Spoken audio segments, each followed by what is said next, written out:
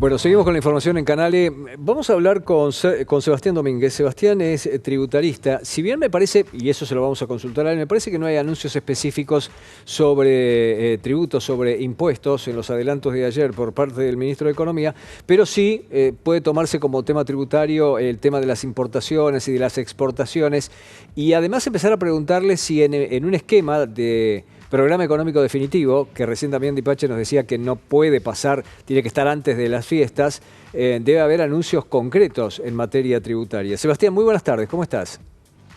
Hola, ¿qué tal, Pepe? Buenas Muy tardes. buenas tardes, gracias por atendernos esta tarde. Bueno, no hay anuncios específicos en materia tributaria, a lo mejor alguien esperaba algo, pero no lo hay. Son medidas de coyuntura, son medidas de emergencia, no es un programa económico en toda la línea. ¿Percibís alguna señal desde el punto de vista tributario en base a algunos impuestos o valores agregados que te puedan conducir hacia una línea de lo que se puede determinar en materia tributaria un poco más adelante? A ver, se anunciaron unas medidas de aumentos de impuestos, de tributos, digamos, vinculados básicamente a importaciones y exportaciones. Entonces, lo que se dijo ayer en la conferencia de prensa era que se iba a devaluar a 800 pesos y sobre las importaciones de bienes y determinados servicios, que son los fletes, se iba a aumentar el impuesto país. Entonces, eso se dio como un título, no se dijo cuál era la alícuota, hoy salió publicada en el boletín oficial la alícuota y aumentó el impuesto del 7,5% al 17,5%. Es decir, que por toda importación de bienes, salvo algunos pocos que están exceptuados, el importador va a tener que pagar un 10% más de impuesto país. Y también se anunció como título que se van a empezar a aplicar derechos de exportación a las exportaciones no agropecuarias. Ahí no se dijo cuál era el porcentaje, pero después trascendió en base a un paper que mandó el Ministerio de Economía que dice que la alícuota sería del 15%, aplicable a todas las exportaciones, incluidas exportaciones de servicios, excepto productos agropecuarios. Así que ahí ya hay dos anuncios de aumentos tributarios.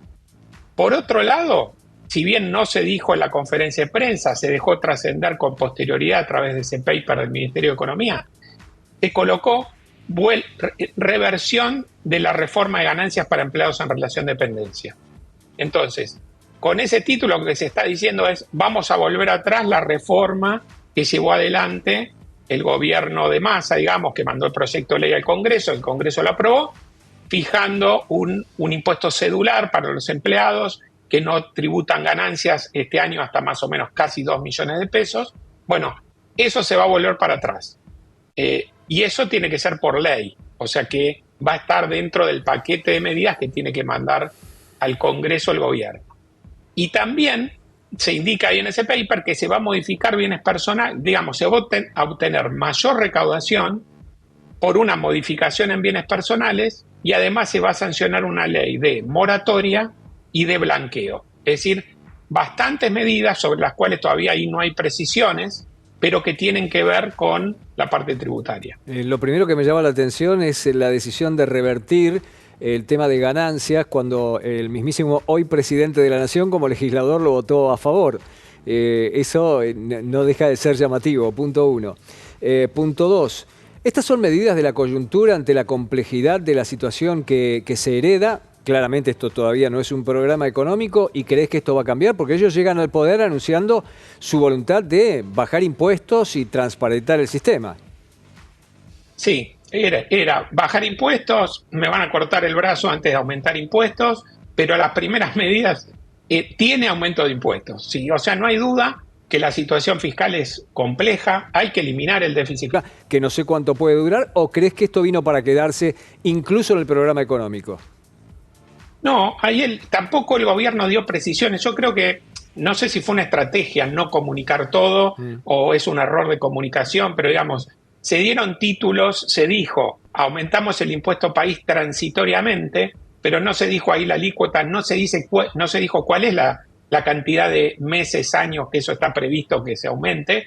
Después, por el paper del Ministerio de Economía, surge ahí entre paréntesis que sería por 12 meses, y que después el objetivo es eliminar los derechos de exportación directamente, pero tampoco hay precisiones, cuál es el horizonte de tiempo, que entiendo que es muy complejo poder establecerlo, ¿no? Pero dentro de un marco, de un programa económico, un plan económico donde se manden las leyes, si se logra aprobar las leyes, porque es una cuestión de negociación, bueno, ahí debería ir clarificándose en los próximos meses hasta cuánto va a durar ese aumento de impuestos y cuándo se va a encarar la baja de impuestos, porque el sistema tributario hay que modificarlo y hay que bajar impuestos. Entonces, bueno, conocer cuáles son los pasos que piensa seguir el gobierno, más allá que después tenga que corregirlos. Recién estábamos conversando con Damián Di Pace y Damián nos dijo que el programa definitivo, el programa económico definitivo debería estar incluso antes de las fiestas. Y por eso te quiero preguntar, seguramente va a tener que ser abordado el sistema impositivo en la Argentina, que tiene defectos graves por todos lados. ¿Hacia dónde debería ir, según tu criterio, una reforma impositiva en la Argentina? Sí, yo creo que es cierto, comparto con Damián Di Pace que tiene que estar el plan antes de fin de año, hay que mandarse las leyes. Ahora, respecto al sistema tributario en general, se podrán hacer algunos cambios pequeños, pero la reforma tributaria va a ser una cuestión de debate que creo que debería llevarse adelante el año próximo, donde se llegue a acuerdos con las provincias con sus municipios, y encarar una reforma tributaria seria, bien pensada, bien analizada, no a los apurones, porque a los apurones siempre las cosas no resultan lo mejor posible que se pueda hacer. Entonces, me parece que la parte tributaria pasaría a una segunda etapa una vez resuelto esto, digamos, tratando de solucionar los problemas hoy del déficit fiscal, los problemas de evitar la hiperinflación, y apuntar a eso, al año próximo, a empezar a debatir la baja de impuestos y la reforma del sistema tributario. Ayer hablábamos con alguien que no hace falta irse muy lejos para ver sistemas tributarios mucho mejores y mucho más prácticos que los argentinos. Lo que yo me pregunto es si la complejidad de la situación económica y el sistema económico de la Argentina permite tener tributos al estilo como el que tiene Paraguay hoy, nada más que 3 impuestos a cobrar, creo que es el 10 y el 10 en 3 impuestos determinados. ¿Vos crees que eso es posible en la Argentina? La verdad es que hay que hacer una reforma del Estado muy profunda. Digamos, el costo de las jubilaciones, pensiones, planes sociales a nivel nacional, los costos que tienen las provincias, hay muchas que tienen gran cantidad de empleados, digamos, empleados del Estado, hace que el margen de maniobra no sea demasiado amplio y bajar impuestos no es fácil. Yo creo que hay que combatir la evasión y generar una estabilidad, seguridad jurídica, para que se empiece a invertir, empiece a haber mayor desarrollo económico y eso genere más recaudación. Entonces, con mayor recaudación, producto de más actividad y el combate a la evasión, hay más margen para poder hacer cambios. Pero no veo que se pueda cobrar un impuesto a las ganancias del 10% y un IVA del 10% y con eso se pueda financiar el Estado argentino. Ahora que mencionaste, quizás te saco un poco de tu expertise, pero ayer llamó la atención, bueno, no llamó la atención porque ya lo había dicho el presidente, que la única persona que iba a tener billetera abierta era Sandra Petrovelo por la situación social que vive la República Argentina y había que asistir a la gente y allí tenemos aumentos en asistencias, AUH, programas de trabajo y un largo etcétera. Llamó la atención que no se hicieran anuncios en principio para jubilados, más allá que después se dice que se va a utilizar decretos en lugar del sistema de mejoras jubilatorias que se estaban dando hasta el momento. Pero otra vez vemos que se asiste más a gente que no ha hecho aportes en su momento o que están en una situación semi-irregular y no a personas que a lo mejor han aportado toda su vida. ¿A vos te parece que eso es producto de que es mucho más fácil abordar ese cuadro en cuanto a monto de dinero que el tema de la jubilación, que tiene montos enormes para abordar? Sí, pareciera ser que hay mucha cantidad de personas que cobran la AUH, que cobran la asignación, digamos, este tipo de asignaciones, y que están en una situación de pobreza muy importante, y se deja de lado a los jubilados, que como bien vos decís, han hecho su esfuerzo, muchos han aportado, otros no, Otros se han jubilado sin tener aportes, con las moratorias, y al final esos perjudican a los que aportaron, porque al final se ha achatado lo que cobran. En general los jubilados terminan cobrando casi todo lo mismo.